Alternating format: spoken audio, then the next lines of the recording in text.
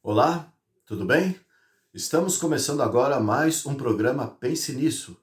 O meu nome é Irineu Martins e eu quero de coração agradecer você por, neste momento, estar dedicando o seu tempo para estar conosco, para juntos estudarmos a palavra de Deus.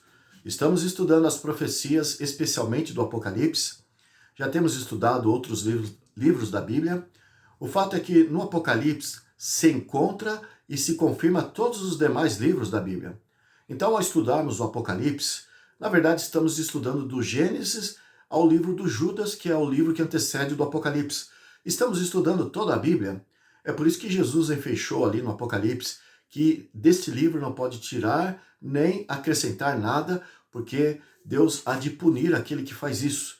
Conforme ele falou em São João, capítulo 5, verso 39, toda escritura, na verdade, nós devemos examinar, devemos esquadrinhar, devemos estudar, porque a nossa vida depende do que está ali. Então nós não devemos tirar coisa alguma do que está ali. Segundo Timóteo 3, 16, 17, São João 17, verso 17, e Jesus deixou bem claro em São Mateus 5, verso 17 ao 19, que nada do que está ali, da lei, da palavra de Deus, seria tirado. E a sentença de condenação da parte de Deus, evidentemente, para aqueles que mexem nessa palavra sagrada do Senhor. O fato é que o Apocalipse, então, enfecha todo o ensino da Bíblia e você faz muito bem em estar estudando conosco, porque você estará estudando toda a Bíblia, respeitando as recomendações, as orientações que Deus tem para nós no tempo do fim. Nós estamos estudando a série que tem como título O Conflito Cósmico entre o Bem e o Mal. O encontro de agora, que estamos a realizar, é o de número 65. Portanto, se você não assistiu os vídeos anteriores, que você o faça, porque cada um dos nossos vídeos, cada gravação que fazemos, nós estamos explicando o que já foi falado, estamos confirmando, estamos ampliando e estamos desenvolvendo os assuntos. É um tema só, o conflito cósmico entre o bem e o mal. Então, cada um dos encontros com temas diferentes, nós estamos ampliando esse assunto e se você ficar apenas nesse vídeo, haverá, evidentemente, muita pendência do que nós vamos falar, vai te deixar com dúvida e você deve ficar esclarecido. Assista os outros vídeos que você realmente vai entender aquilo que nós realmente estamos a dizer no encontro de hoje. Estou com a Bíblia aqui. Nós vamos ler alguns textos e gostaria que você também pudesse ter uma Bíblia para acompanhar os textos que nós vamos ler, para que você possa também se identificar mais com o estudo de hoje, ok? O que nós temos falado nos encontros anteriores? Temos falado que Satanás, embora ele não seja o dono desse mundo, ele se considera o tal. Deus apenas permite, porque Deus é o dono de todas as coisas. E nesse sentido de Deus permitir, ele se acha como o dono do mundo. Deus deixa ele agir, mas Deus no final vai se levantar contra tudo aquilo que ele faz, contra a própria pessoa de Satanás. Mas se achando o dono desse mundo, lá em Mateus capítulo 4, você encontra lá a história de que ele levou Jesus para um alto monte lá no vale da Judéia, apresentou para Jesus os reinos deste mundo e lhe disse: se você prostrado me adorar, eu lhe concederei todos esses reinos para você. Porque ele acha que ele é o dono. Mas Jesus o refutou. O apóstolo Paulo disse que esses são seres espirituais que foram expulsos do céu, conforme Apocalipse 12 nos diz, e veio para esse mundo, capítulo 12, verso 12 do Apocalipse. Então, esses seres espirituais, esses anjos que foram expulsos do céu, estão aqui nas regiões celestes, em volta do homem. No livro de Efésios, o apóstolo Paulo falou isso. Nesse mundo, né? E nós temos que lidar com eles. O apóstolo Pedro falou lá na sua epístola, perto do Apocalipse, ele falou que Satanás anda em derredor deste planeta, neste mundo, bramando ou rugindo como leão, pronto para atacar e devorar o homem como se fosse uma presa. João escreveu também, perto do Apocalipse, na epístola, que o mundo jaz no maligno. Enfim, o próprio Jesus reconheceu Satanás como sendo o príncipe deste mundo. O fato é que, sendo assim, ele tem as rédeas, tem nos dedos dele cordas como se fosse ele manipulando as marionetes, e os homens são os instrumentos que ele usa para poder fazer com que os seus interesses se cumpram. De maneira que nós temos falado que ele leva os homens, outrora, a agirem no aspecto político, no aspecto social, agirem com conceitos do partido de direita. De repente, ele conduz os homens para o outro lado, para agirem defendendo os ideais da esquerda. De repente, de novo para a direita, de repente para a esquerda, e como no movimento de um pêndulo, ele tem levado os homens a tomarem certas atitudes e governarem este mundo. Atualmente, não só aqui na América, na América Latina, mas na América Central, na América do Norte, Estados Unidos, Canadá, na Europa, na África, na Ásia, na Oceania, os que fazem parte do partido da direita, as pessoas que defendem os conceitos que enobrece a honra, a dignidade, aquilo que é certo, aquilo que é justo, aquilo que é verdadeiro, a família, a religião, a liberdade. Então, a direita defende esses conceitos e aqueles que fazem parte do partido da direita têm ficado desconcertado, desorientado de ver a posse do poder na mão da esquerda.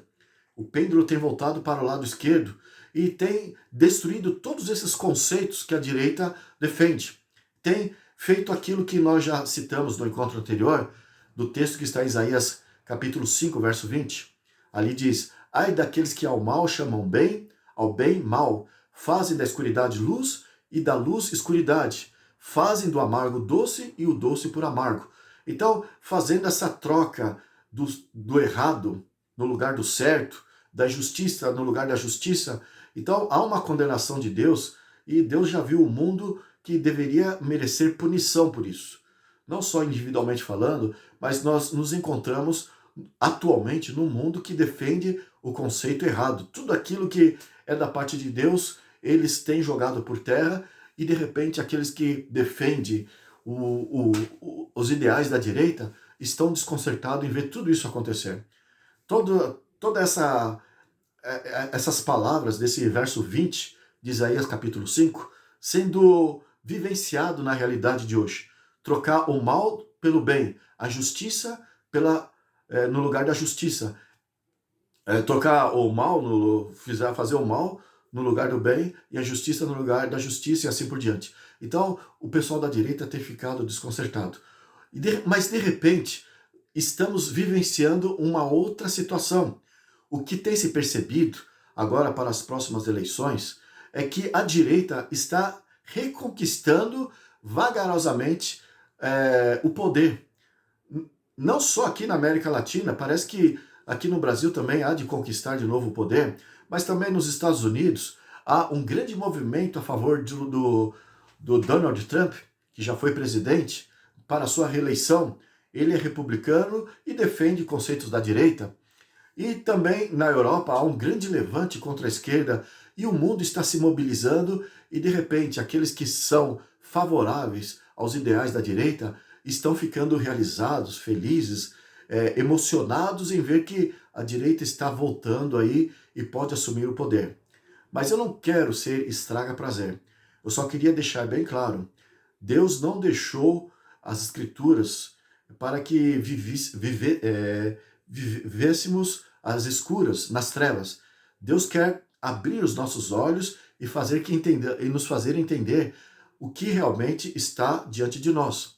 Em 1 Tessalonicenses capítulo 5, verso 1 a 3, ali está dizendo que será como as dores do parto, que as contrações vão aumentando mais e mais até que apareça o Filho.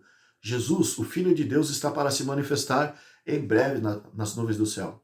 Então, as dores não vão diminuir, não vão facilitar as dificuldades, vão aumentar mais e mais, até que Jesus volte. Então, é essa luz que a Bíblia nos traz. Além desse texto, temos tantos outros textos esclarecendo como que vai ser no tempo do fim.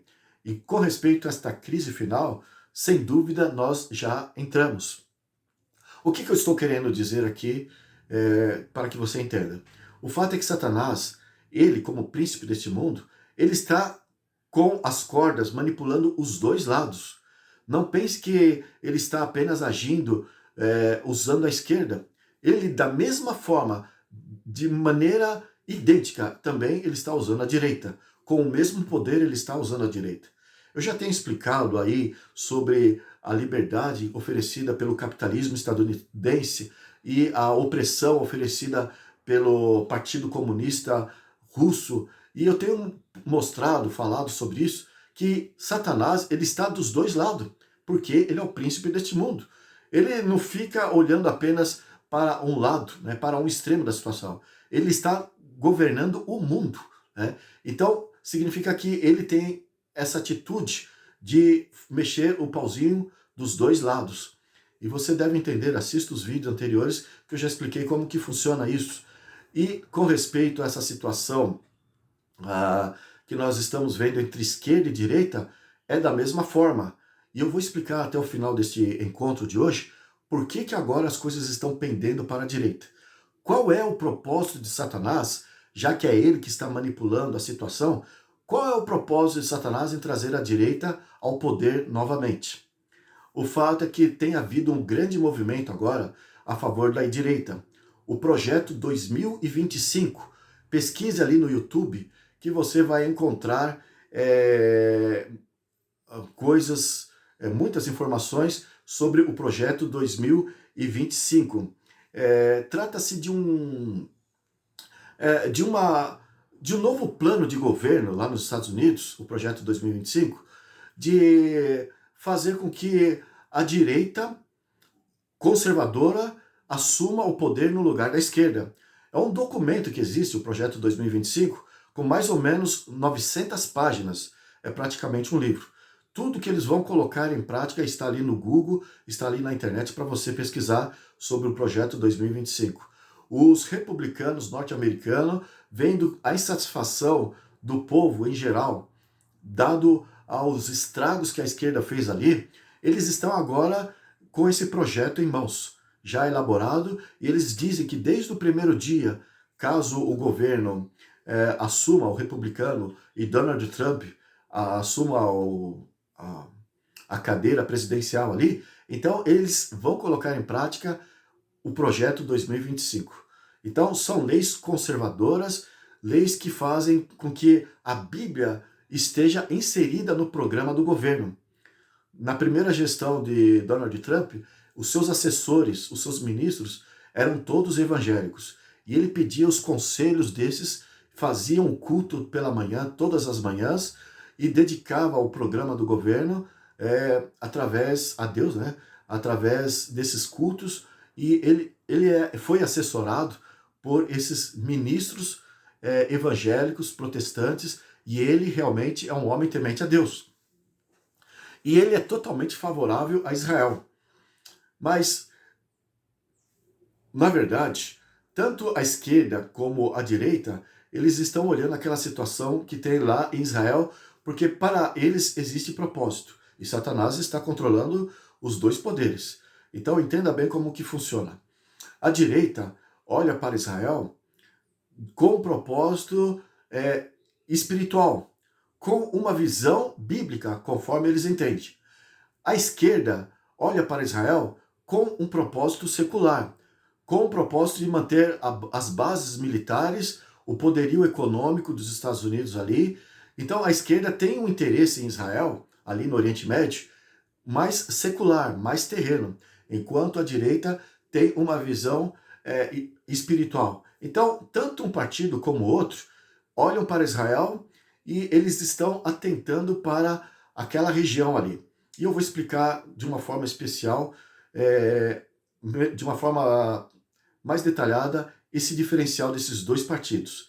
E tem tudo a ver com a realidade nos dias de hoje. Então preste atenção.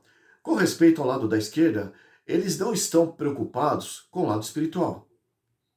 E Barack Obama, por exemplo, ele foi um presidente democrata, que defendia os conceitos da esquerda. E veja, eu tenho aqui uma declaração que eu anotei de quando ele assumiu o governo na primeira gestão dele, Barack Obama. Então ele disse assim, você encontra isso lá no YouTube. É uma pregação que ele fez, se não me falha a memória, foi até em uma mesquita. E ele disse exatamente aqui, as palavras dele.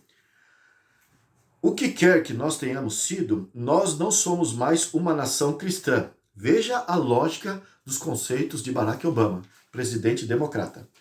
Nós não somos mais uma nação cristã. Pelo menos, não somente.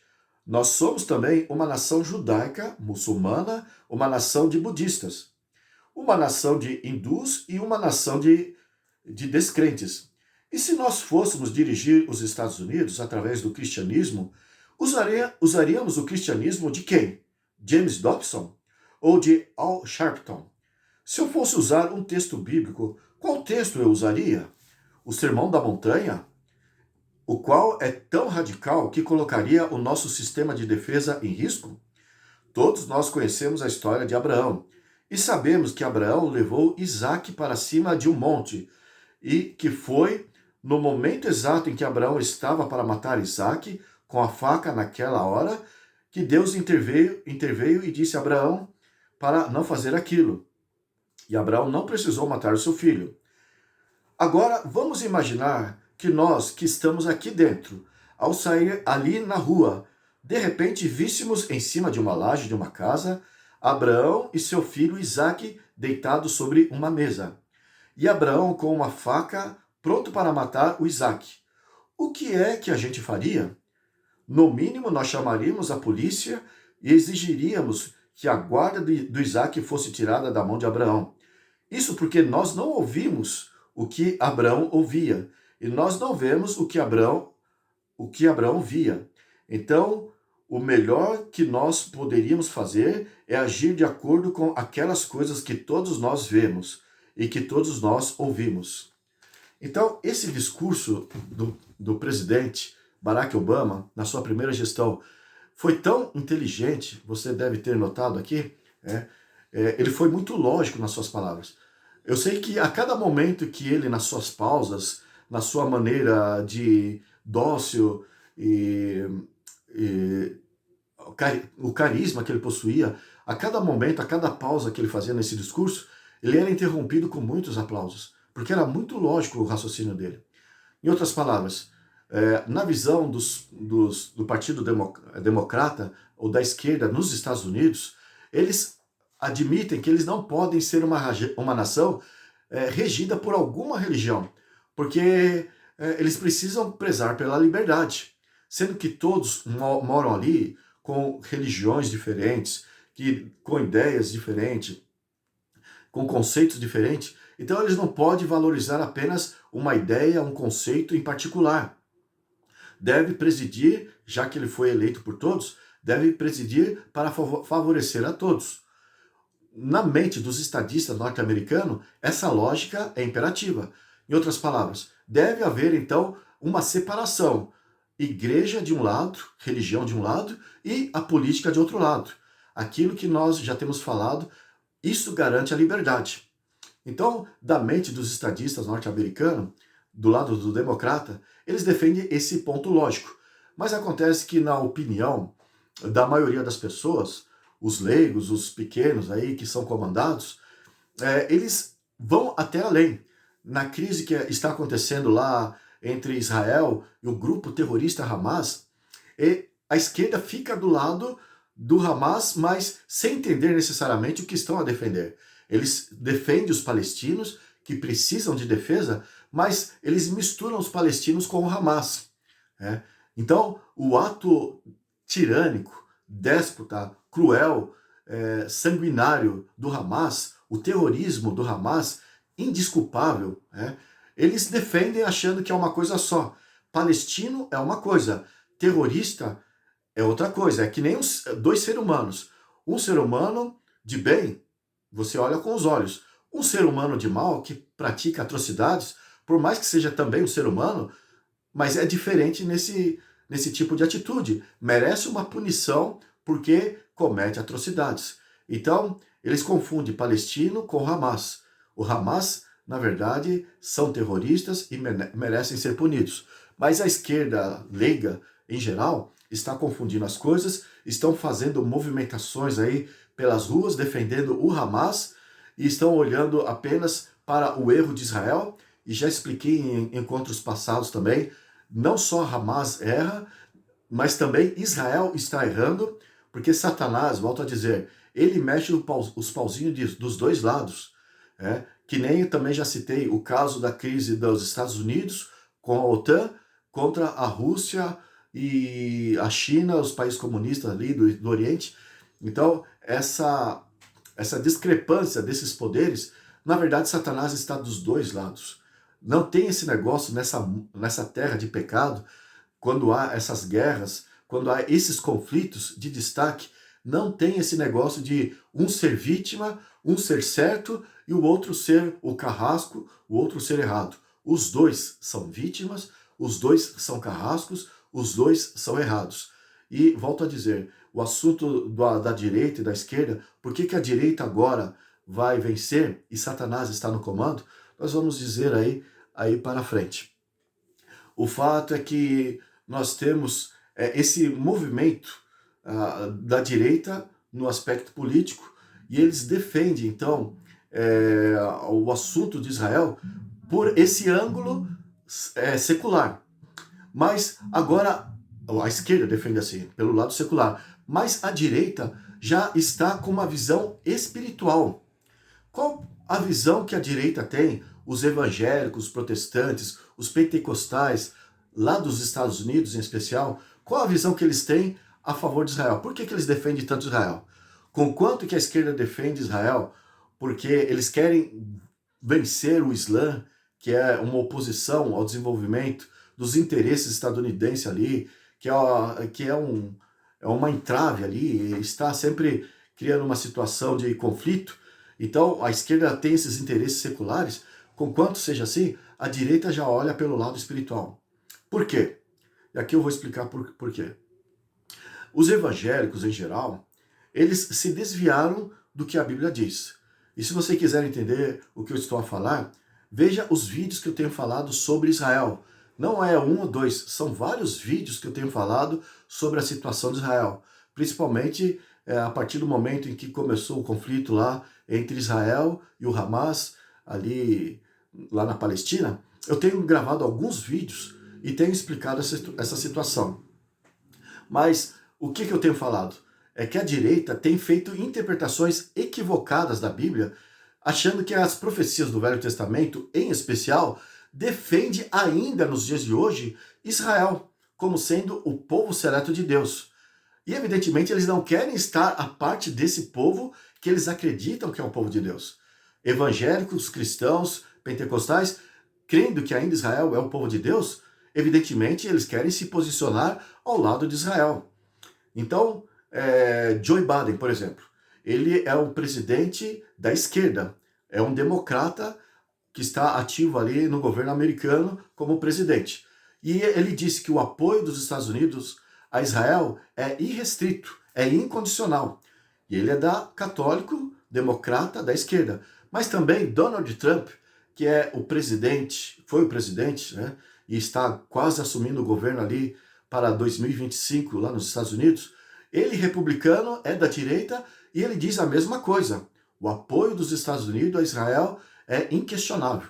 Então, enquanto a esquerda tem a visão, conforme Barack Obama, não tem visão favorável à religião, mas é por interesses políticos e econômicos, de geopolítica, de domínio ali no Oriente Médio, já os evangélicos, além dessa visão, eles têm a ideia de que Israel é o povo de Deus. E como cristãos, uma nação cristã, evangélica, protestante, que é os Estados Unidos, ao entender assim, ao crer que as profecias do Velho Testamento defendem Israel como povo de Deus, então, evidentemente, pela lógica, eles vão ficar do lado do povo de Deus. Não vão querer se colocar contra. Veja aqui em Números, capítulo 24, se você tem a Bíblia aí, abra. Números 24, verso 9. Nós lemos assim: Este abaixou-se, deitou-se como leão, e como leoa, quem o despertará? Agora veja o final do verso 9. Está falando sobre Israel, o povo de Israel. Benditos os que te abençoarem, e malditos os que te amaldiçoarem. Então, na verdade, é da parte de Deus esses conceitos. Bendito os que te abençoarem, maldito os que te amaldiçoarem. E alguns outros textos do Velho Testamento, nas profecias do Velho Testamento, defende esse conceito da parte de Deus favorável para o povo que é da linhagem sanguínea de Abraão, Isaac e Jacó, que vem de Moisés, o povo israelita. Então, os evangélicos têm esse texto e outros do Velho Testamento, olhando para Israel. Puxa, então nós não queremos amaldiçoar o povo de Israel. Não queremos nos posicionar contra esse povo, porque Deus disse: quem amaldiçoar esse povo será amaldiçoado. E por outro lado, quem abençoar será abençoado. Então eles têm essa visão, e ali está o motivo dos republicanos se colocarem a favor de Israel. Enfim, o fato é que eles têm um conceito dispensacionalista. E eu vou explicar o que é esse conceito e dá o motivo de eles acreditarem assim. Acontece que o dispensacionalista, esse conceito da ala evangélica protestante, que eles criaram, que na verdade não é bíblico, diz o seguinte: é o modo, o trato de Deus para com seu povo de tempos em tempos. Houve 7 tempos. Na verdade, estamos vivendo o 6º. Haverá o 7º ainda. Então, estamos vivendo no 6º tempo. Já houve 5 tempos, estamos no 6º, e haverá o 7º. Então, esse é o conceito dispensacionalista. Então, o primeiro tempo, a primeira fase, a primeira dispensação para esses evangélicos, em geral, protestantes, pentecostais, diz respeito ao período em que Adão foi criado, e Eva também, até o momento em que eles pecaram. O casal pecou, então é a dispensação da inocência. Deus tinha um trato para com o casal ali no Jardim do Éden. Um pacto especial durante esse período de inocência. Depois, a segunda dispensação diz respeito ao momento em que eles caíram em pecado, até o momento em que veio o dilúvio. O momento em que o pecado cresceu na terra. É a segunda dispensação. Deus tinha um outro pacto, um outro acordo com o povo daquela época, de acordo com a interpretação das igrejas em geral. E depois tem a terceira dispensação. Diz respeito desde depois do dilúvio, do tempo de Nimrod, até o tempo de Abraão, dos patriarcas pós-dilúvio. Então, veja, é um período em que Deus teve uma outra conduta, uma outra relação com o homem, um outro pacto com o homem desse período. Então, aí nós temos a terceira dispensação. A quarta dispensação diz desde o momento de Abraão, quando Deus chamou Abraão para sair de Ur dos Caldeus, ali na Babilônia, da região da Babilônia, e ir lá para a terra de Canaã. E depois ainda continua e vai até o tempo de Moisés. Então, desde Ur até Moisés, então aí nós temos a quarta dispensação, a quarta fase, o quarto período. Então, Deus teve um trato para esse período aí de Abraão até Moisés.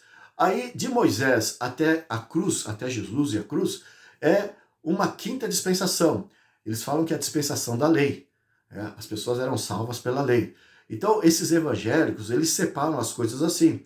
É por isso que quando nós defendemos o assunto da lei, eles, na verdade, refutam. Eles acreditam que a lei era só para aquela dispensação de Moisés. Mas nós já explicamos sobre o assunto da lei, o que Deus espera do seu povo em relação à lei nos dias de hoje. Procure os vídeos que nós já falamos. E eu sempre tenho gravado mais de um vídeo para tratar sobre um assunto específico. Sobre o caso da lei também, como do caso de Israel, eu não usei apenas um vídeo para falar sobre isso. Eu usei alguns para deixar bem espezinhado, bem discriminado o assunto. Então recorra lá que eu expliquei a diferença do assunto da lei, o assunto da graça, o que Deus espera do seu povo, o que tem a ver a graça e a lei nos dias de hoje, mas eles fizeram essa separação. Isso foi só para a quinta dispensação, que é o tempo de Moisés, a dispensação da lei. E sendo que o povo de Israel foi um povo omisso, um povo rebelde, negligente, não quis saber das mensagens dos profetas, rejeitaram o próprio Cristo, e de repente, então, dado a essa atitude, Jesus chamou os cristãos, independente de raça, nacionalidade, e através dos cristãos, Jesus conferiu a graça, a dispensação da graça. Então aqui nós temos a sexta dispensação de acordo com a doutrina, o conceito dispensacionalista. O período da graça que hoje você não precisa guardar a lei. Então eles defendem essa ideia e glória a Deus, aleluia, oba, oba, estamos agora no perdão de Deus e vamos viver a nossa vida porque Deus está do nosso lado. Então eles têm esse conceito e na verdade não é bíblico nada disso. Só estou dizendo o que se pensa por aí. Por que os Estados Unidos têm essa ideia a favor de Israel e o que tem a ver com a situação no mundo hoje? Tá, Jesus então, ele voltará, mas de forma invisível, já explicamos isso, de acordo com essa visão. Então o arrebatamento, a volta de Jesus, será nessa ocasião, ele vem de forma invisível e a igreja sobe com ele de forma invisível. O arrebatamento secreto. A partir daí, diz esses cristãos, haverá 7 anos em que os cristãos estarão com Cristo no céu, os salvos, os preparados estarão vivendo com Cristo no céu. Durante 3 anos e meio, Israel estará fazendo um cerimonial no terceiro templo, que será construído, né? E nesse terceiro templo será recobrado de novo os rituais do santuário. Então, durante 3 anos e meio estará acontecendo todo esse cerimonial de sacrifícios, de sacerdócio e tudo mais.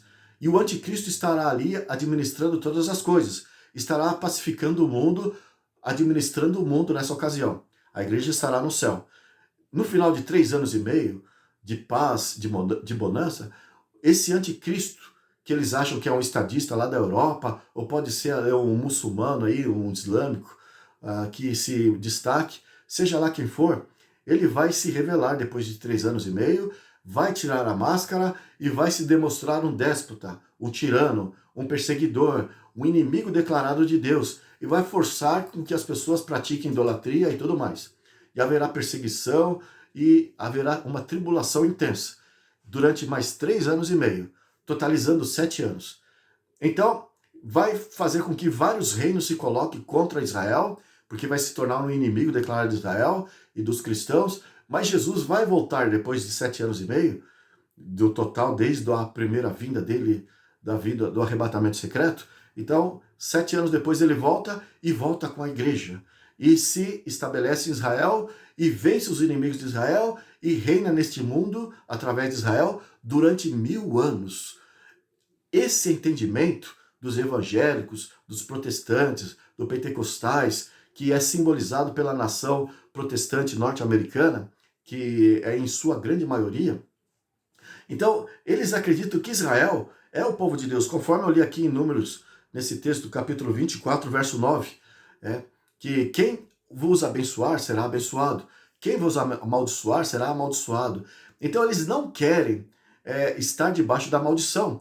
Então, para eles, nessa sexta dispensação que é hoje, eles estão ajudando Israel de forma incondicional, como Joe Biden disse, mas mais necessariamente como Donald Trump está a dizer, eles estão ajudando ali porque eles pensam que Israel vai vencer, porque Deus é favorável a Israel. Eles acreditam assim. Então, essa interpretação, na verdade, eu já expliquei no quão grave erro implica, quantos males tem em crer que, na verdade, o anticristo vai surgir de um terceiro templo e, de repente, as coisas vão acontecer ali para frente e deixam de olhar para o papado, sendo que a Bíblia fala que é ele o anticristo, é ele o homem do pecado, é ele o filho da perdição, é ele a besta do Apocalipse 13, do Apocalipse 17, daquilo que é dito lá em Daniel capítulo 7, capítulo 8, é mencionado de forma indireta no capítulo 9 de Daniel, enfim, no capítulo 11 também é mencionado de Daniel.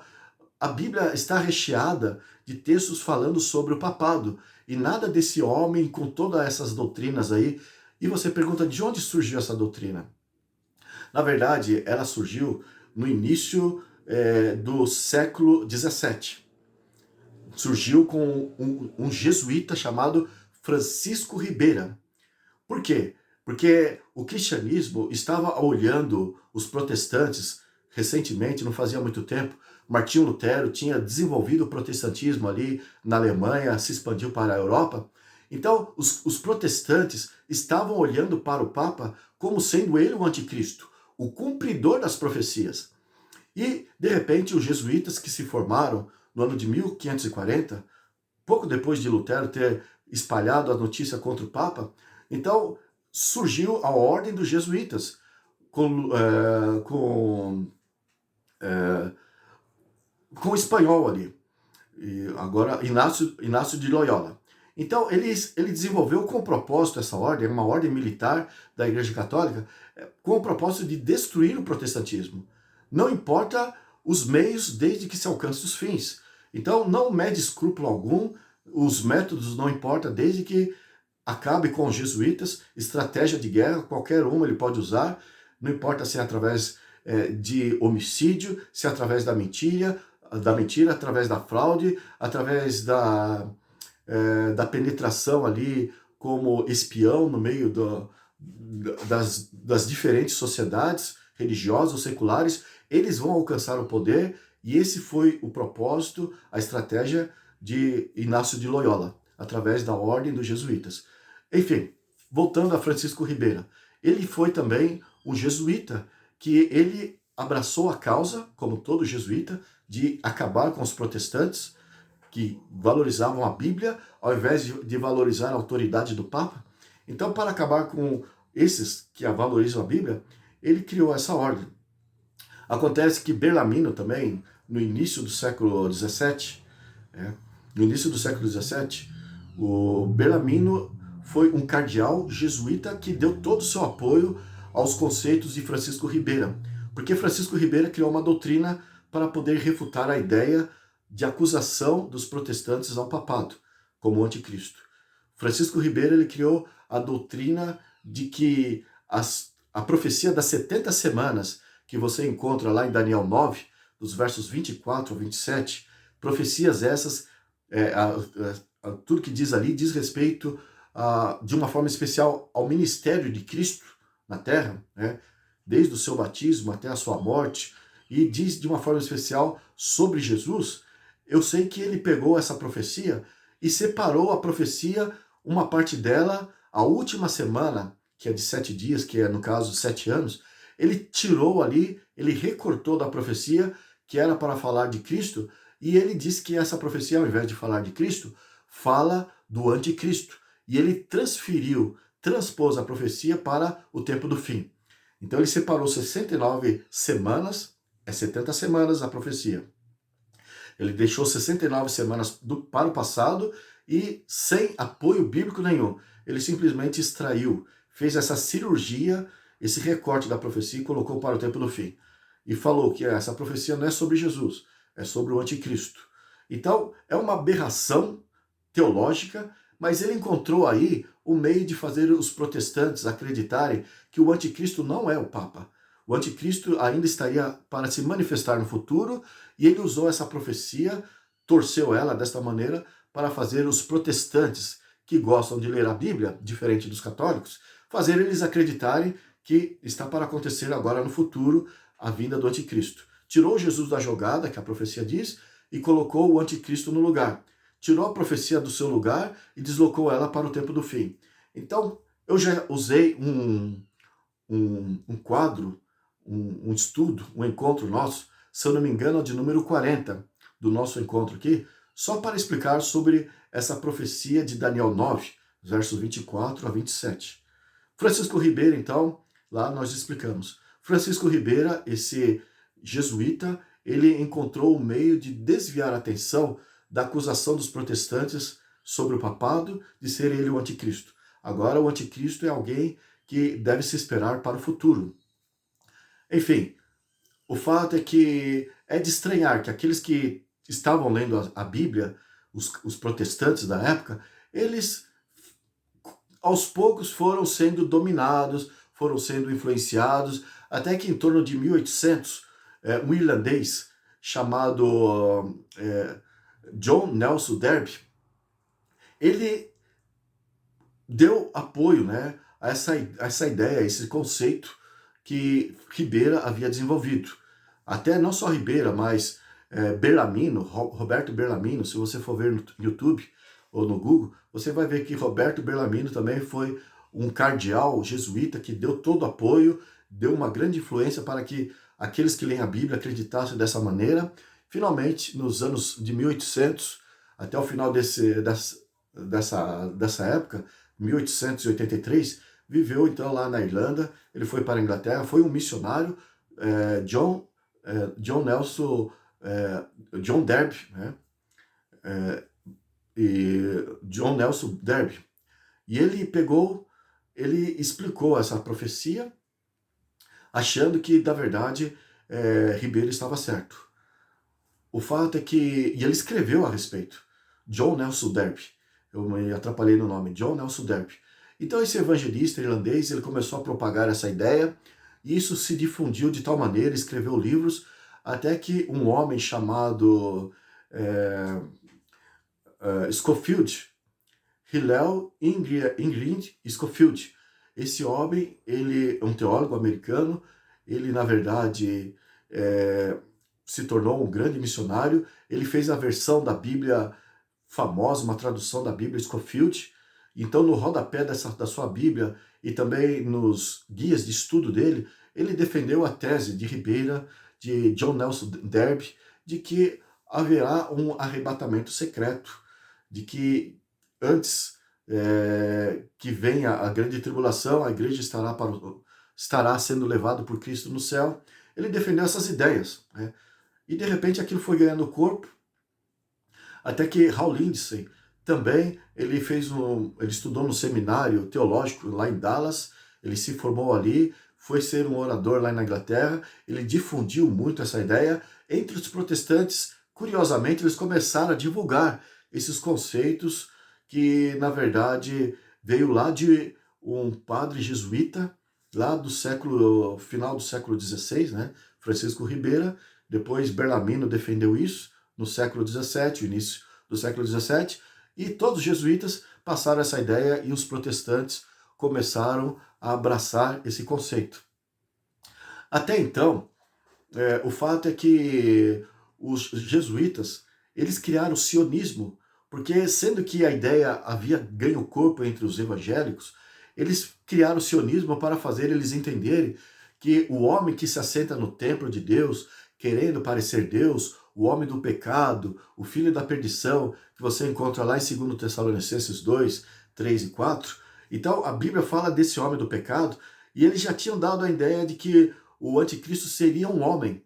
Nós já explicamos que esse homem é o papado, é o sistema papal, mas é uma maneira que Deus usa do poder singular, né, na pessoa de um homem, como aquele que tem o número de um homem, 666. Então é uma maneira de Deus revelar aquela entidade, aquela instituição no singular, mas na verdade não se trata de um homem, um indivíduo, uma pessoa. Nós já explicamos isso, né? É o papado, o poder papal, o homem do pecado, o filho da perdição, lá de Tessalonicenses.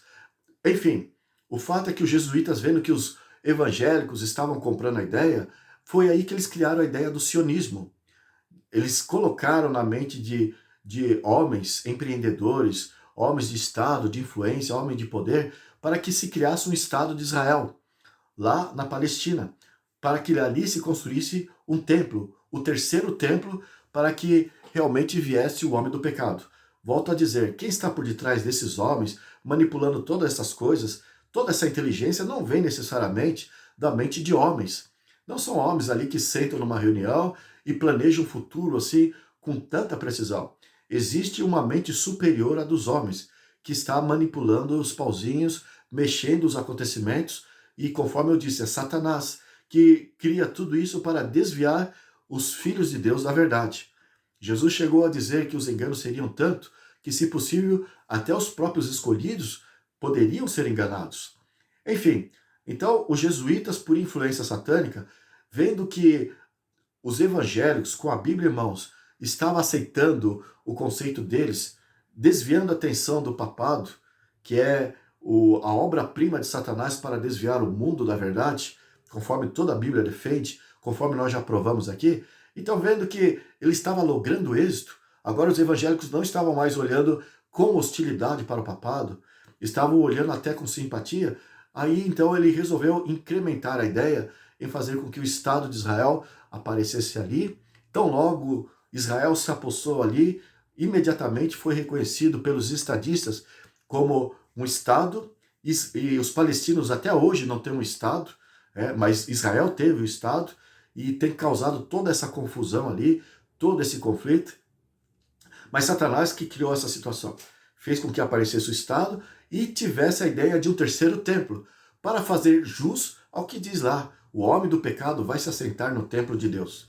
Mas nós já explicamos que do Novo Testamento para cá, o assunto do templo de Deus não é mais as paredes de tijolo, com concreto, com ferro, não é nada disso. O templo de Deus diz respeito ao corpo de Cristo, a pessoas, a indivíduos.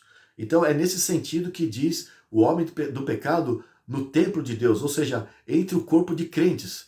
Iria se manifestar, e é o papado que, na verdade, parecendo uma ovelha no meio do rebanho de Cristo, que se aparece no templo de Deus, entre o povo de Deus, e se manifesta como aquele que faz parte do povo de Deus, como Judas. Jesus chamou Judas de filho da perdição. E ali em Tessalonicenses 2, verso 3 e 4, além de homem do pecado, ali também se menciona o mesmo título que foi atribuído a Judas, o filho da perdição. É aquele que está entre os discípulos, mas na verdade ele é um hipócrita, ele é um traidor.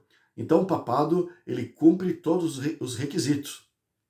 Mas os jesuítas, para dar ênfase no seu desvio de teologia, eles colocaram ali a ideia de que deve haver uma nação de Israel e deve-se construir um templo no local onde Israel possuía o templo no passado, no Monte Moriá, no Domo da Rocha. E ali, então, há o conflito entre palestinos, entre os árabes e o povo de Israel ali, e tudo isso é plano de Satanás, e nós estamos vendo acontecer as coisas.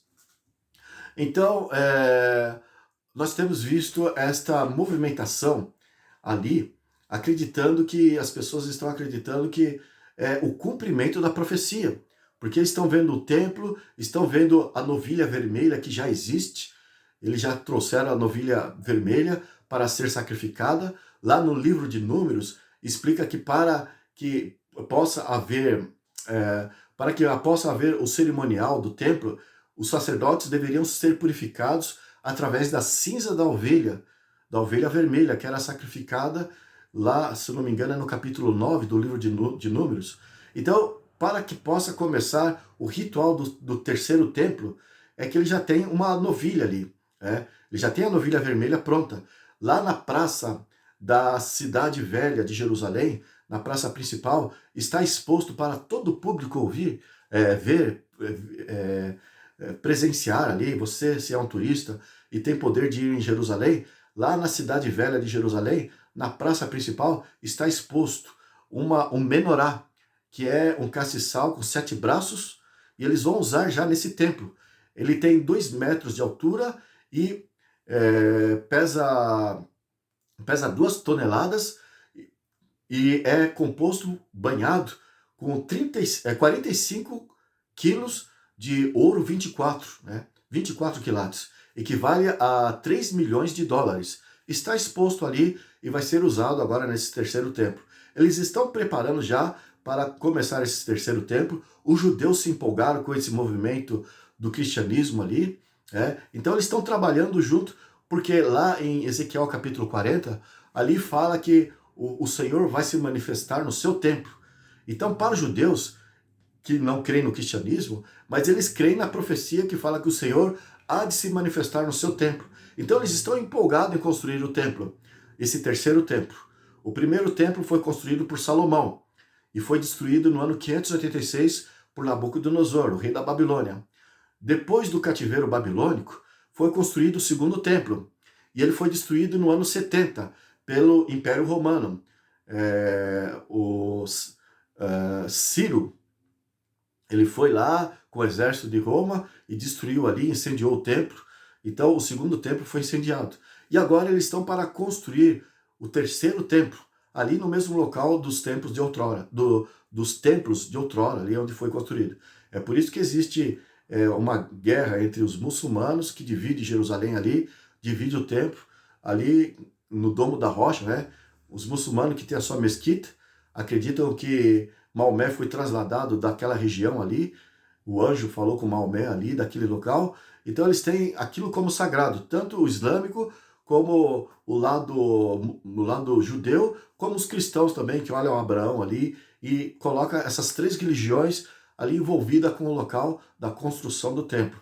Então há esse conflito e acontece então que eles estão nessa expectativa, na construção do terceiro templo.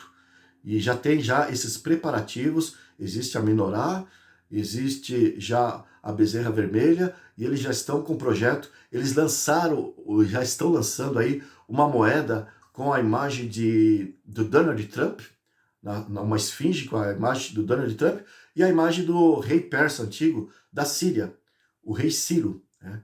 Da Síria não, o rei persa, o rei Ciro. Então, a imagem na moeda que eles têm para vender, não para ser usada no templo, mas para ser vendida, é a imagem de Donald Trump e com a imagem de Ciro. E você pergunta, por que eles têm essa moeda ali? Porque Donald Trump está favorecendo Israel do jeito que Ciro favoreceu Israel depois do cativeiro babilônico. Ciro fez com que Israel conseguisse reconstruir o templo, deu todo o seu apoio para que o templo fosse reconstruído. Agora Donald Trump está dando o seu apoio para a reconstrução do templo, que é o terceiro templo. Então, os evangélicos têm essa expectativa. E todos eles estão pensando quem é que vai criar uma situação de paz para que haja uma harmonia ali entre os palestinos, israelenses e finalmente haja paz no mundo. Eles estão olhando para o papado, conforme nós já temos dito anteriormente. Então, vamos ler alguma coisa aqui que você vai ver que eu tirei das ideias sobre a união das religiões, né? E o pontificado do Papa para fazer com que tudo se cumpra. Né?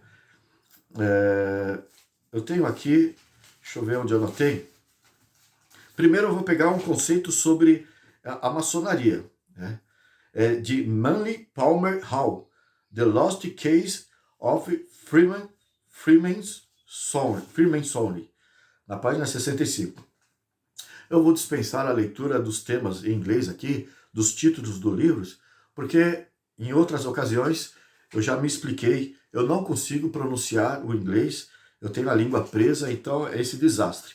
Mas veja, isso são conceitos maçônicos, e olha sobre a unidade no mundo desses religiosos. Diz assim: o verdadeiro maçom não é atrelado a credos, ele compreende com a iluminação divina e sua loja que, como maçom, a sua religião deve ser universal. Cristo, Buda ou Maomé, o nome significa pequeno, ou seja, tem pouca importância, pois ele reconhece apenas a luz e não o portador dela. Ele adora em cada templo, se curva em cada altar, seja ele um templo mesquita, uma catedral, sabendo em sua verdadeira compreensão a unidade de toda a verdade espiritual. Então aqui, entre outros, temos um conceito maçônico. Não existe esse negócio de uma instituição, uma religião, uma igreja, uma fé certa. Todos têm a verdade, então o maçom, com essa iluminação, ele reverencia todas as divindades, todos os credos, então ele se coloca ali nessa atitude espiritual. Tenho aqui um conceito a respeito do sinal, eu marquei aqui o sinal de Tilak. Então, quem que foi Tilak?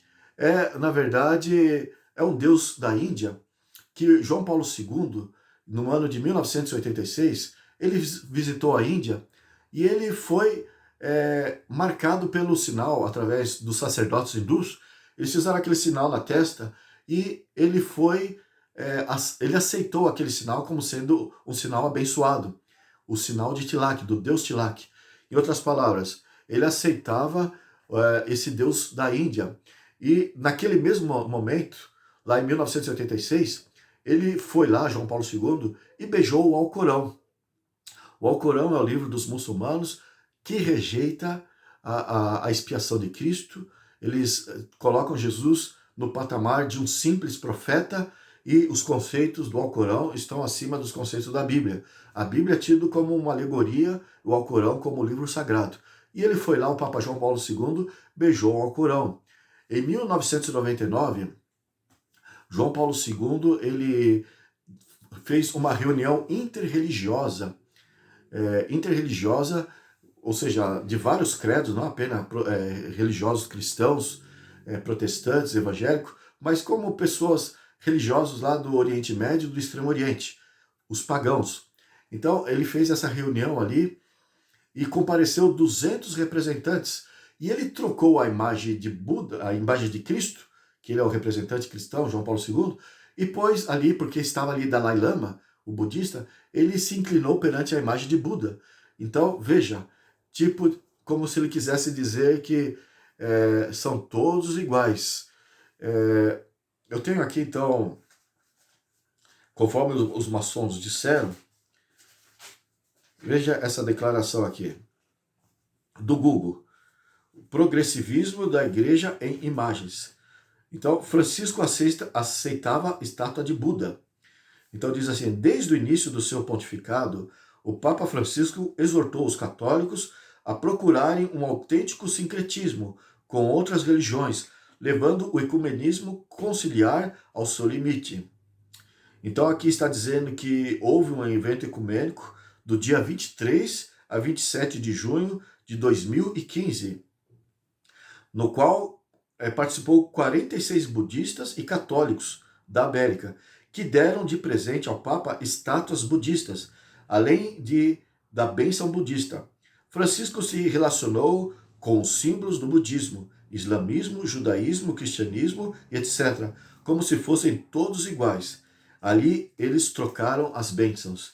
Então veja, um representante do cristianismo com essa atitude de sincretismo religioso.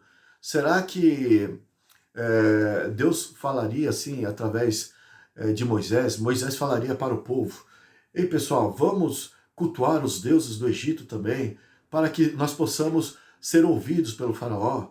Vamos reverenciar os seus deuses. Será que seria essa atitude de Moisés? Será que Moisés levou ali o povo de Israel para as terras de Canaã e disse: vamos cultuar os deuses dos filisteus ou dos cananeus, vamos reverenciar os seus deuses para que eles possam aceitar nós em suas terras? Será que Moisés fez isso?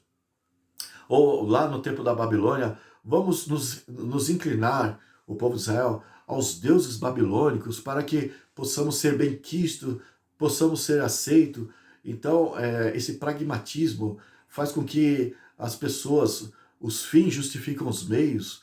Então, será que eles tiveram esse conceito ali? O apóstolo Paulo falou para a igreja: olha, vamos adorar a deusa Diana dos Efésios, porque assim nós vamos ganhar esse povo de Éfeso. Não foi nada disso, né? Então, isso aí, na verdade, a Bíblia terminantemente coloca numa situação de condenação. Não tem apoio bíblico esse tipo de atitude. Mas o Papa, para ganhar o mundo, ele tem feito isso. Olha aqui, uma outra declaração aqui, sobre o CERN.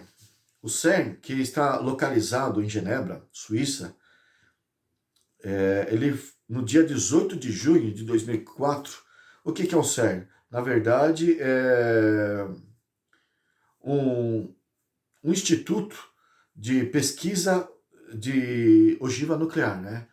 De partículas atômicas.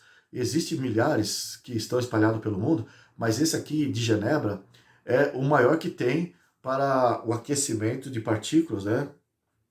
De acelerador de partículas. E veja, o CERN, que é CERN, que está lá localizado na Suíça, em Genebra, no dia 18 de junho de 2004, apresentou a estátua de Shiva, de 2 metros de altura, como um novo marco. E aqui está dizendo que os físicos ali analisaram a dança cósmica de Shiva, uma deusa da Índia, como a dança de uma partícula subatômica e a interação entre o fluxo de energia estático dinâmico.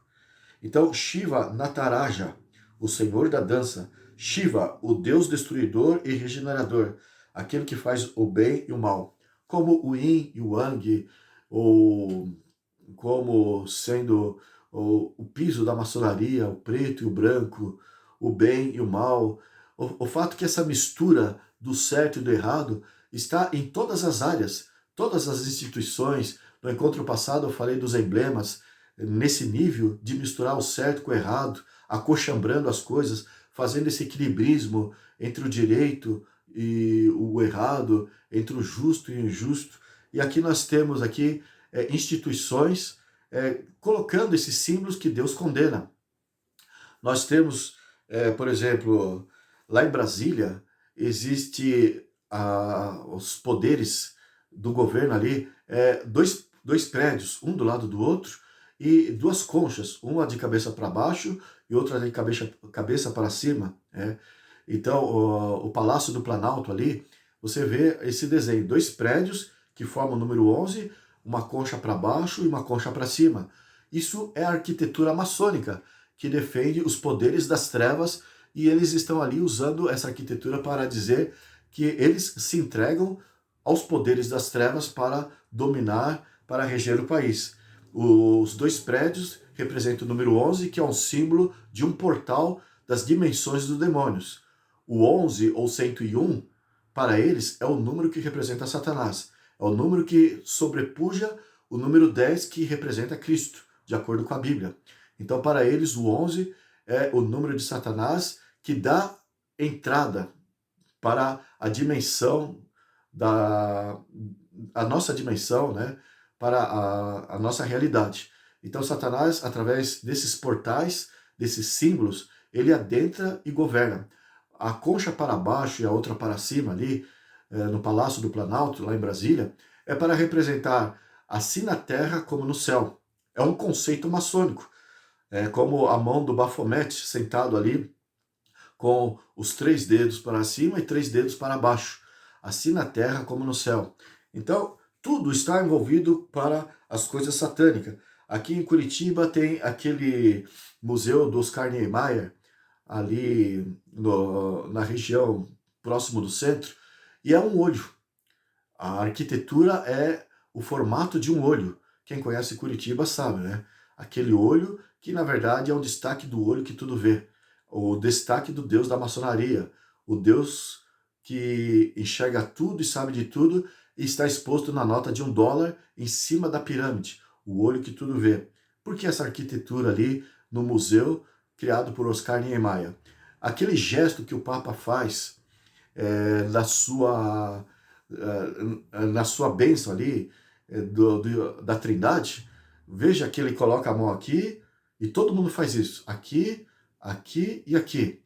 Todo mundo faz isso e não percebe que isso é uma cruz de cabeça para baixo. Primeiro em cima, depois desce abaixo do peito, depois de um lado e do outro.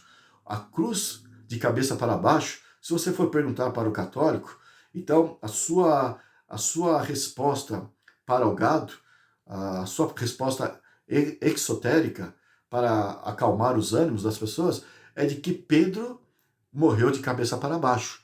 Mas, em outras palavras, está querendo dizer que o representante do homem não é Cristo que morreu pelo homem, mas é Pedro. Então, as pessoas sempre fazem a cruz dizendo, ele é o nosso Senhor. É ele que fez sacrifício por nós. Mas Satanás gostou tanto desse tipo de ideia no curso da história que ele fez os satanistas usarem esse mesmo emblema, esse mesmíssimo emblema, a cruz de cabeça para baixo, como um símbolo do satanismo. A cruz de cabeça para baixo. Todo filme de satanismo você vai ver esse emblema, a cruz de cabeça para baixo. Os católicos usam, mas eles dizem que é para homenagear a Pedro. Mas Satanás bem usou para dizer a quem eles estão homenageando. Eles estão homenageando mais ao homem, que é o homem do pecado, que Satanás colocou ali no poder, do que a Cristo Jesus, que morreu pelo homem. É por isso que São Mateus 16, eu já disse várias vezes, Jesus refutando Pedro, ele falou, afasta-te, Satanás, porque você não cogita das coisas de Deus, mas das coisas dos homens. São Mateus capítulo 16. Em outras palavras, Satanás sempre está evidenciando o homem no lugar de Deus, e assim nós temos todos esses emblemas que as pessoas incautas estão a repetir aí nos seus gestos. Enfim, Eu tenho aqui umas colocações do livro E. Boyd Barrett Home Stops to Looker, na página 123. Bom, não vou ler mais em inglês, que esse foi o fim da picada. Mas é um jesuíta católico e ele escreveu assim: sua linguagem tem se tornado um pouco mais moderada, mais civilizada, mas por detrás dessa linguagem, o pensamento permanece o mesmo. Ele está falando do papado. Para Roma se encurva para conquistar. Ela procura tanto quanto possível crescer na estima pública, revelando uma falsa pretensão de denominacionalismo. Então, interdenominacional. Então, ele está dizendo que é como um camaleão. Ele se mostra de um jeito e se identifica com aquela cultura para poder ganhar adeptos. Então, o Papa não é nada disso que as pessoas pensam. Aqui tem um outro relatório do ex-secretário-geral da ONU, né, que foi o assistente Robert de Miller. Ele deixou declarado o seguinte: eu creio firmemente hoje que o cumprimento da nossa futura paz, justiça, felicidade e harmonia neste planeta não dependerá de um governo mundial, mas de um governo divino e cósmico. Meu grande sonho é conseguir uma grande aliança entre todas as grandes religiões e as Nações Unidas. Então, esse daí foi Robert Miller, que foi secretário-geral da ONU. Então, ele queria todas as religiões unidas, era o sonho dele. Temos também aqui de Samuel Bacchioli, no livro aqui de 1987.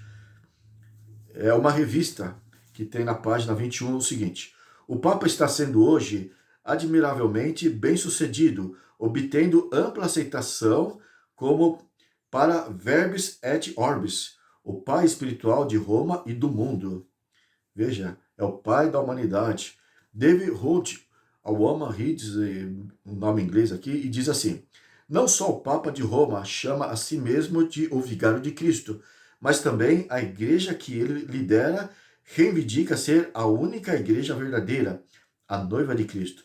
Tanto o Papa como a sua igreja são, na verdade, de Deus, a noiva de Cristo. E temos aqui, no outro livro, do Papa Pio XI, ele escreveu: a igreja não pode ser separada do Estado e nem o Estado da igreja. Ou seja, as leis do Estado devem ser regidas pela igreja, devem estar unidos.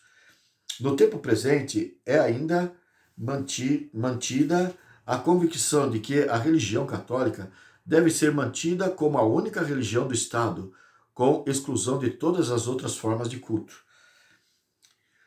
Enfim, nós temos, hoje em dia, muitos estadistas norte-americanos estão apoiando uma declaração do Papa que diz que terrorismo, na verdade, não é mais aquele conceito do homem explosivo que mata as pessoas no shopping, no ônibus, em praça pública, mas o terrorista é aquele que discorda do governo.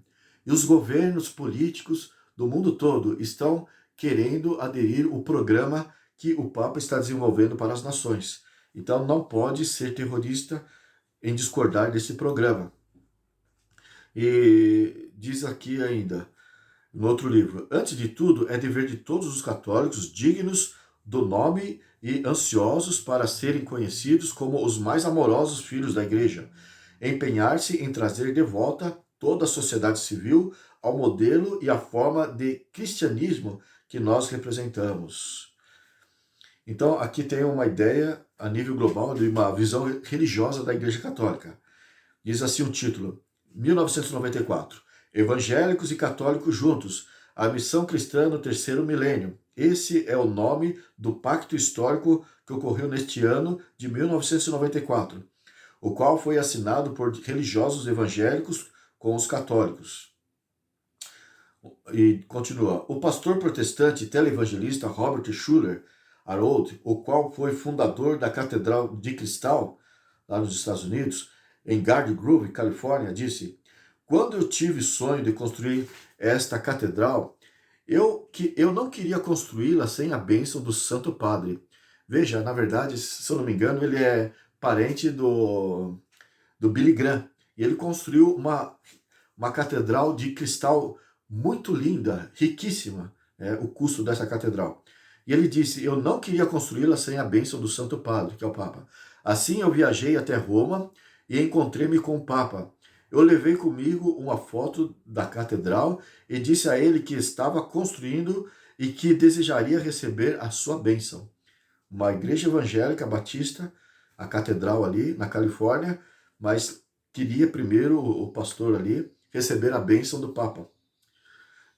Aqui um outro texto. É tempo dos protestantes virem ao pastor, que é o Papa, e dizerem: o que é que devemos fazer para voltarmos para o lar? Então, veja, a aproximação do Papa está vindo por parte dos protestantes. Quando Ribeira fez aquela interpretação de Daniel 9, verso 24 ao 27, de que o anticristo estaria para vir para o futuro, todos os protestantes que compraram a ideia desses jesuítas, que deram sequência no curso da história, eles agora olham para o Papa com simpatia, estão se aliando ao Papa cada vez mais, estão promovendo seus programas, estão desenvolvendo o sinal do Papa, que nós já temos falado aí, que é a guarda do domingo, e vamos falar mais ainda nos próximos encontros. Então, todos eles estão fazendo cumprir Apocalipse 13, verso 8. Toda a terra vai adorar a besta. Mas aqui uma revista evangélica, Christianity Today, dezembro de 2003, e na sua capa dizia assim: Maria, abençoada evangélica que não devemos mais ignorá-la. Então é uma revista evangélica. Os pastores disseram isso. A revista Time, 21 de março de 2005, lemos, na sua capa: Salve Maria, os católicos há tempo a reverenciam, mas agora os protestantes estão descobrindo suas próprias razões para celebrarem a Mãe de Jesus. No dia 17 de novembro de 2004, foi formada nos Estados Unidos a Christian Churches Together, igrejas cristãs juntas. Veja, tudo isso é ecumenismo, protestantes, evangélicos, pentecostais se unindo com os católicos. G. Eduardo Reid, Sunday Coming, na página 136, lemos assim: os bispos católicos romanos da nação votaram quarta-feira, 17 de 11 de 2004, formar uma nova aliança que será o maior grupo cristão jamais formado nos Estados Unidos, juntando pela primeira vez evangélicos, católicos da América numa organização ecumênica. Então, todos estão se unindo com o papado evangélico e protestantes e assim por diante. No outro livro, E. Boyd Barrett, Home Stops the Cooker, página 123, nós lemos assim: todos sabem que a Igreja de Roma afirma ser inerente e sem defeito e que ela não muda os seus conceitos. Seu lema é ontem, hoje e para sempre. O que os pais da Igreja ensinaram e aquilo que o Santo Tomás de Aquino ensinava, a Igreja Católica Romana ainda mantém e ensina. Bem, nós temos no Concílio Vaticano I, que foi no ano de 1870, o Papa Pio IX, ele declarou que o Papa, a Igreja e o Papa, eles não erram. Eles são perfeitos em tudo que eles fizeram e ainda haveriam de fazer, né? Então, eles não têm defeito. Então, tudo que eles fizeram de perseguir, eles mantêm a mesma ideia. Eles só são camuflados para poder atrair o público, mas eles continuam mantendo os mesmos conceitos. Temos aqui um outro conceito de uma revista sobre o domingo da Igreja Católica, diz assim: católicos europeus e protestantes concluíram que as condenações da reforma protestante do século XVI estavam baseadas em concepções erradas e, por outro lado, foram levados a posições extremas e não mais se aplicam às situações atuais. Enfim, no ano de 2014, Tony Blair, que era um bispo anglicano, eu digo que era porque ele morreu no ano seguinte. Ele morreu no ano de 2015, ele foi atropelado lá na Inglaterra, mas ele fez uma reunião lá nos Estados Unidos, você pode encontrar no Google, em que vários pastores líderes, lideranças evangélicas e pentecostais lá nos Estados Unidos se reuniram e fizeram uma declaração de que o protesto acabou. Não existe mais uma oposição dos evangélicos e de todos esses cristãos contra o catolicismo. Porque eles dizem que agora todos estão unidos, estão de acordo e estão colocando de lado aquilo que divergem, aquilo que se contradizem, estão se focando naquilo que há em comum entre eles.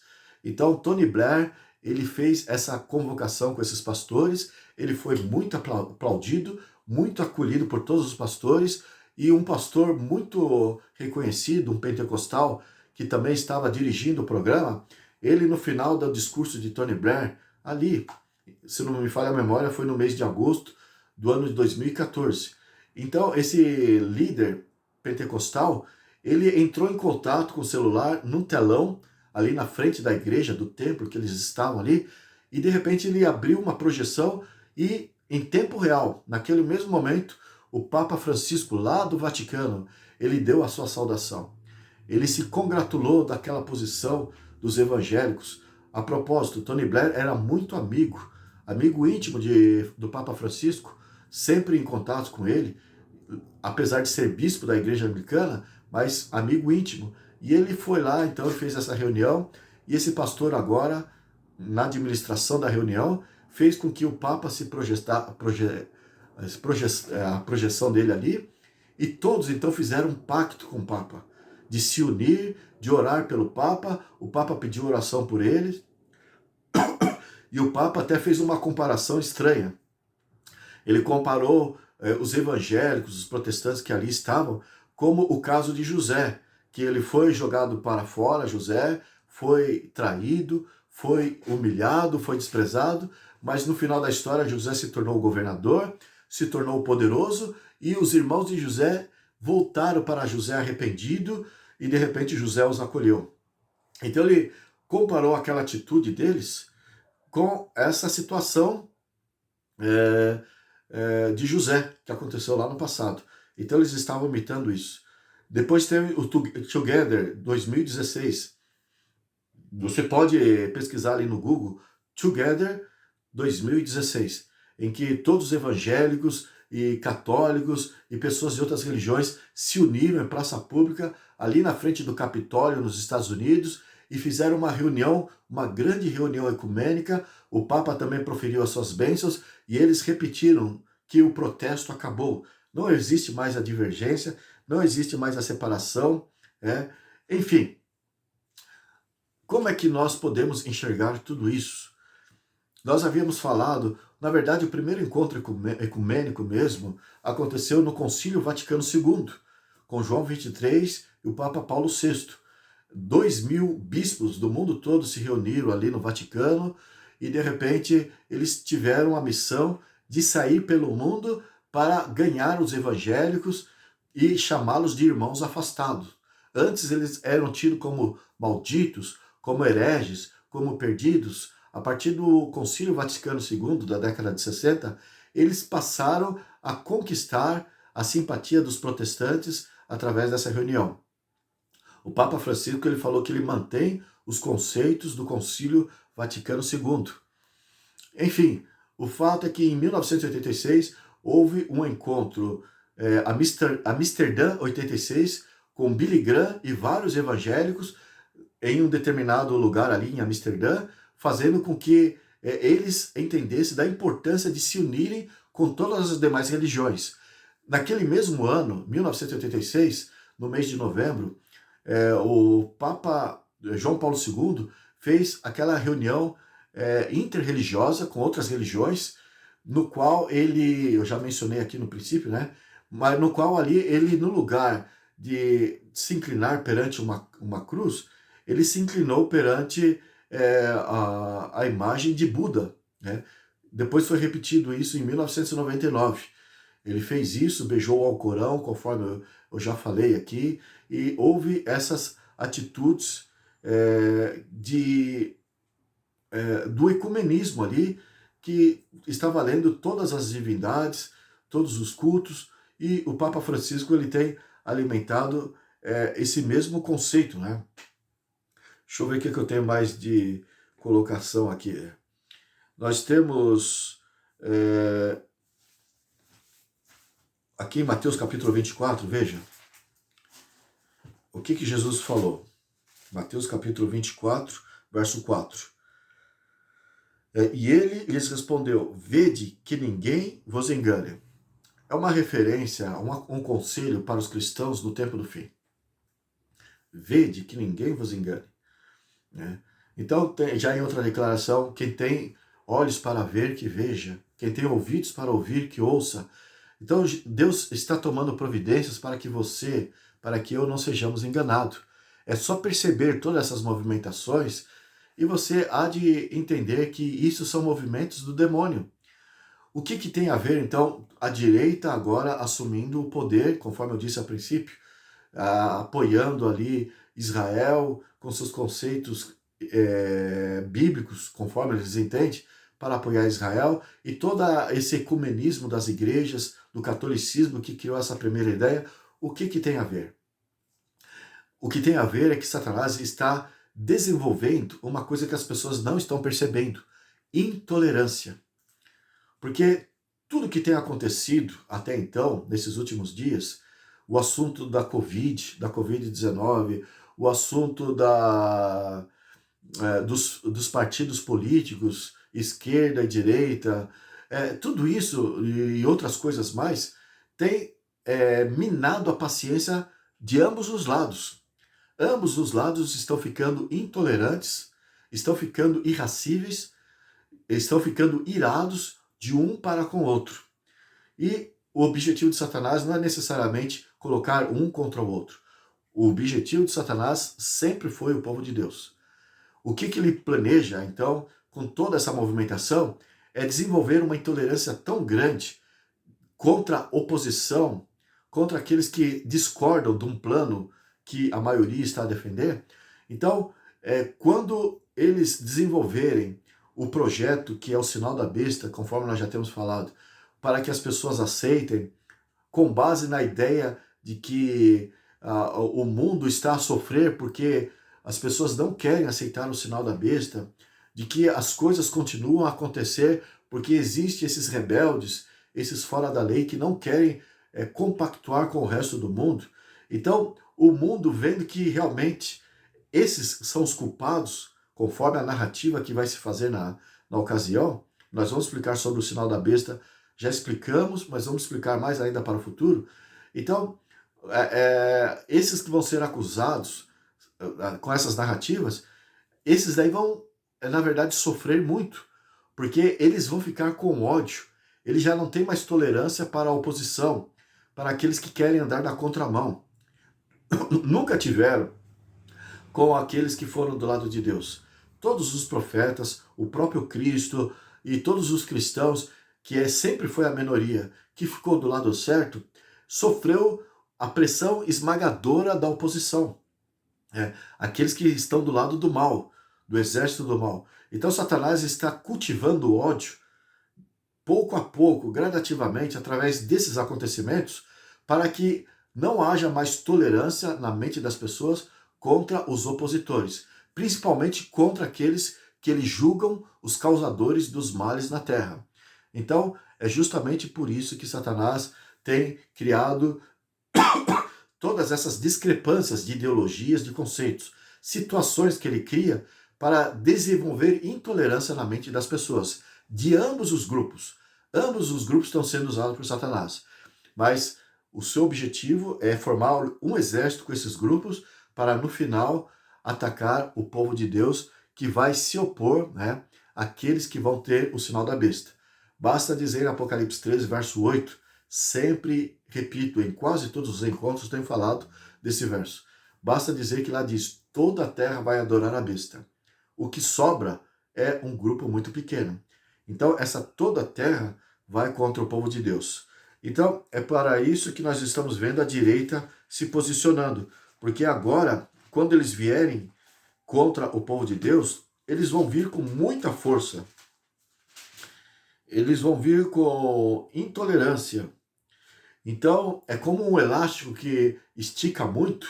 A esquerda tem abusado muito da direita, e quando eles vierem, então esse projeto 2025, eles vão vir já colocando em suas leis as regras que eles falam que vão transformar a Bíblia em ações. As regras da Bíblia, conforme eles entendem, as leis, os mandamentos de Deus, terá que ser obedecida através da imposição da lei, né? Então, é justamente para que eles venham com essa força, com essa violência, impondo a lei de Deus, Satanás tem preparado assim a esquerda, e de repente aqueles que forem a minoria, que não forem condizentes com as leis que o mundo todo vai estar obedecendo, né? Então esses daí vão sofrer as consequências. Eu tenho aqui em Salmos 83, eu já li em programa anterior, até o verso 8. Do verso 1 ao verso 8 nós lemos assim: Ó Deus, não te cales, não te emudeças, nem fique inativo, ó Deus. Os teus inimigos se alvoroçam, e os que te odeiam levantam a cabeça, tramam astutamente contra o teu povo, e conspira contra os teus protegidos. Dizem, vinde, risquemo-los de entre as nações. Veja, colocou no plural, os teus inimigos, e olha, um povo só, no singular. Então, é assim que funciona. Vinde, risquemo-los dentre as nações, e não haja mais memória do povo de Israel. O verso 5 continua: Pois tramam concordemente e firmam aliança contra ti, as tendas de Edom e os ismaelitas, Moabe e os agarenos, Gebal, Amon e Amaleque, a Filístia como os habitantes de Tiro. Também a Síria se alia com eles, e se constitui em braço forte aos filhos de Ló. Mas aqui, entre tantos outros, nós temos um exemplo de como funciona, como que Satanás trabalha. Ele une todos, coloca intolerância, coloca ódio no coração desses todos, dessa maioria, e faz com que todos eles se voltem contra aqueles que fazem parte do povo de Deus. E nós temos todos esses projetos aí, todas essas situações sendo armada, e Satanás é que está mexendo os pauzinhos. Direita, esquerda e o bem, o aparente do bem. E Jesus havia dito, né? Vede que ninguém vos engane. Às vezes as pessoas olham assim, a direita agora virá, e a direita representa o bem. Então, essa exortação de Jesus, lá de Mateus 24, verso 4, vede que ninguém vos engane, essa exortação de Jesus é para que os cristãos do tempo do fim, eles seriam enganados em ver algo que aparentemente, aos seus olhos, seria uma coisa boa, né? Então, é válido esse conselho de Jesus. Vede que ninguém vos engane. Porque se fosse algo visivelmente ruim, como a esquerda tem demonstrado, então não seria algo para enganar. Para enganar, precisava ser alguma coisa camuflada de bem. E as pessoas estão olhando a vinda da direita, estão dizendo, agora sim vai vir bonança, agora sim vai vir o reino de Deus e Jerusalém, e vai conquistar, Jesus vai voltar, o reino de Deus na terra vai triunfar. Vai, de fato vai, mas não de acordo com essa perspectiva que os reinos da terra, os governantes, junto com o Papa, os evangélicos, cristãos e outras religiões estão aí a alimentar aí como expectativa para eles. Então, não vai ser desse jeito. Então, o engano virá justamente na direção daquilo que as pessoas esperam que virá o bem. É por isso que será enganado. É por isso que toda a terra vai adorar a besta. Então, o Papa agora não é mais tido como anticristo. Ele é tido como amigo do povo. Aquele que pratica o bem, aquele que prega o amor, a inclusão, a caridade, assim por diante, que fala a favor da natureza. Então, os evangélicos, pentecostais e protestantes olham para Israel e dizem, olha, Israel, porque sofreu o holocausto, é vítima, vamos ficar do lado de Israel porque Deus está desse lado. Então, tudo que Satanás tem armado vem camuflado de bem. E é aí que mora o perigo. E Jesus alertou, vede que ninguém vos engane. Então, veja, aqui está um alerta para que você pense nisso. No próximo encontro, nós vamos dar continuidade a esse assunto. Eu espero que você tenha entendido bem, porque nós vamos avançar e você vai entender muito mais a partir do próximo encontro. Pense nisso, fique com Deus e até lá.